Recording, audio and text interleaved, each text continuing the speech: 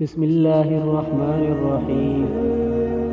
حضرت ابو ذر رضی اللہ تعالی عنہ سے روایت ہے کہ کچھ لوگوں نے بارگاہ نبوت میں عرض کیا، یا رسول اللہ، مالدار لوگ تو زیادہ اجر لے گئے، وہ بھی نماز پڑھتے ہیں جیسے ہم پڑھتے ہیں اور روزے رکھتے ہیں جیسے ہم رکھتے ہیں، اور وہ اپنے زائد اموال میں صدقہ کرتے ہیں۔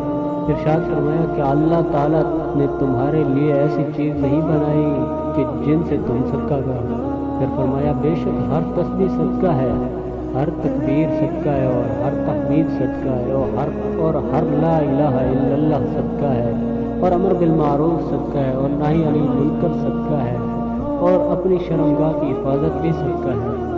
انہوں نے عرض کیا، یا رسول اللہ صلی اللہ علیہ وسلم، کیا ہم میں سے ایک آدمی اپنی جنسی خواہش پوری کرتا ہے تو کیا اس میں بھی اجر ہے؟